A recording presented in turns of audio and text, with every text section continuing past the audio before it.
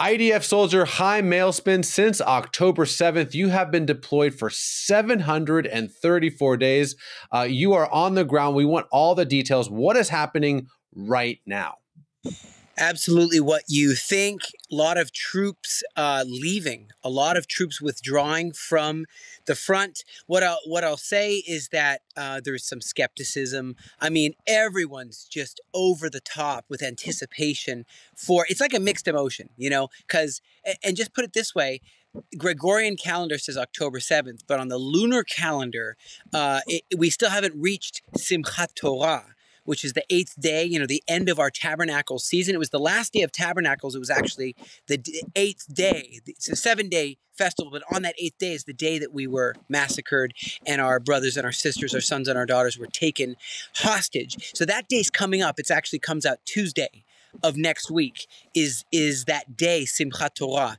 And everyone's in this anticipation. I heard it's supposed to be Monday. Trump said Monday is the day potentially that they would be released. And so everyone's in this anticipation. The troops are, many troops are evacuating. We're still leaving, you know, what, 50% inside Gaza. But don't forget that there's still threats from all over. So we just got, as military people, we're not politicians. We have to keep our eyes open. What's going on in Judea and Samaria? What's going on in, of course, Syria? What's happening in southern Lebanon? I know that it looks like, from a bird's eye view, like everything's okay. You all ride into the sunset. You all just enjoy. But we realize there's a lot of trickiness with the people around us that lie to us in this neighborhood. And we do not believe Hamas really wants to disarm. I know that that's what must happen, but we're a little skeptical, to be honest. But we have this great anticipation. And let me just say this, as I think we could be looking at one of the greatest celebrations, one of the greatest displays of joy in the streets, writing in the sky. I mean, you name it. When these hostages return, I mean, it's 2 years of mourning, of sadness. And yes, many will return that have already been murdered, but they all must return and have decent burial. But it's sad, but it's happy. It's very interesting what's going on right now. Well, Chaim, you've been up close and personal fighting against Hamas, again, for over 700 days. I can't think of many people that would have a better perspective of this. What is your thoughts on, will Hamas keep their end of the deal?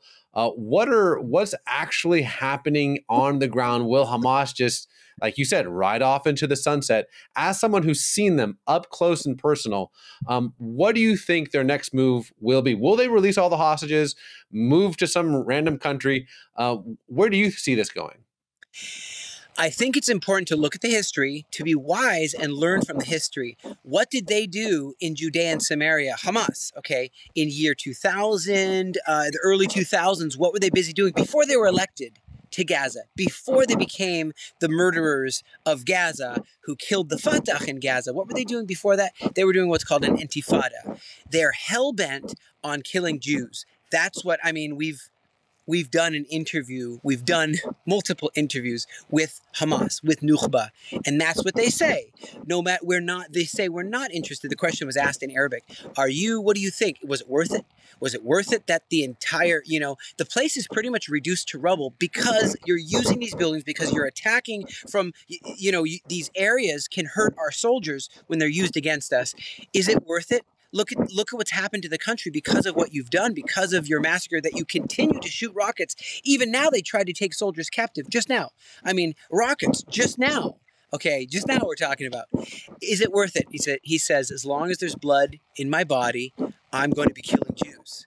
That's what he said. We're like, well, what about future rebuilding ideas? What about the future? I mean, Qatar, you guys are friendly in Qatar. Americans say Qatar.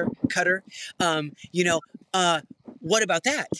I tell you, answer, as long as there is blood in my body, we will be killing Jews. That's all. That's a repeating thing. So my thought is, they really think, this is what they really think, that the West is dumb enough that if they potentially put on a suit coat and a button-up shirt, maybe then the West will think, like what happened with Jolani al-Sharra, an ISIS member, a Al-Qaeda member, that oh, he's now a statesman.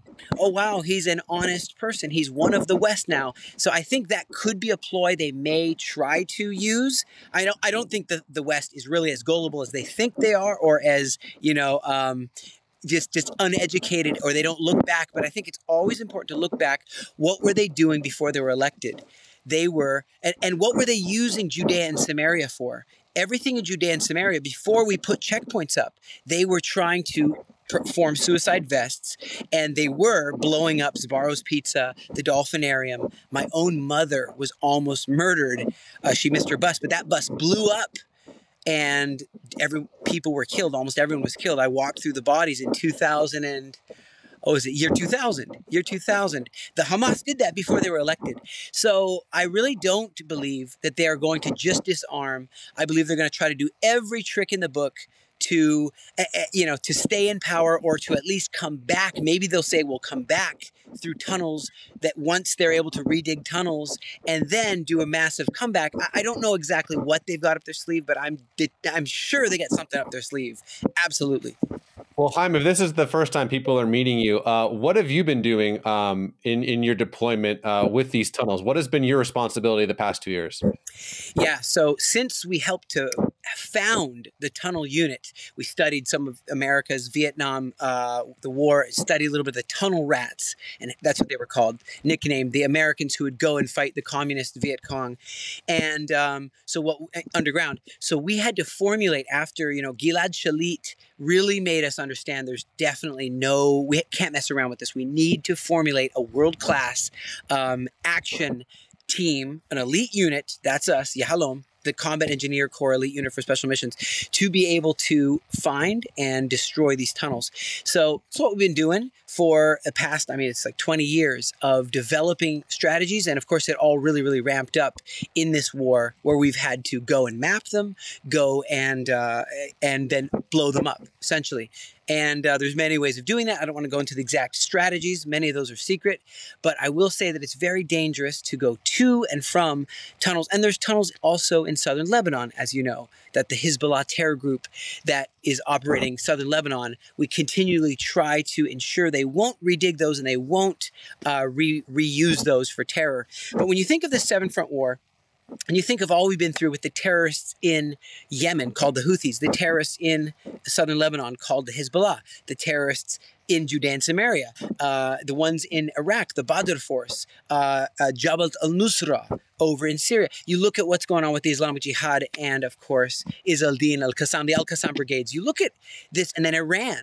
So, and you look at how Israel truly has done the impossible again, and we're winning. We're really there at the finish line of this marathon. Many are skeptical. Some people say, Jonathan Pollard, he says, hey, it's not a wise thing to leave them in power, or even others to come in. What others? Their enemies, the PLO, to come in, and they're going to help to build a new government. It's just, there's too much fishiness here. But what I say though is, I just say, we've got to take a win. We've got to be able to be optimistic and believe that something good can come out of this, and that indeed they will disarm, that indeed the tunnels will be dismantled and blown up and never used again.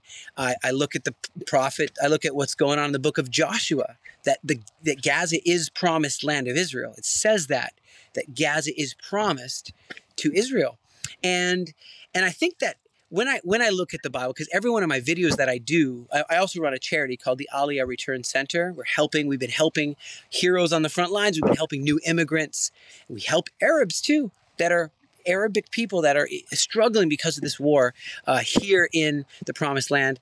And also we help to explain the truth in our Faithful Galileans charity. But this verse came to light. I think people listening would be fascinated by this verse. Maybe you can look it up. It's found in the book of Nehemiah. Now, Nehemiah was an Aliyah hero. Aliyah, of course, is the return of the Jewish people to the Promised Land. And Sergeant Major Chaim Malespin, that's me, must go and defend that Promised Land and be a good shepherd.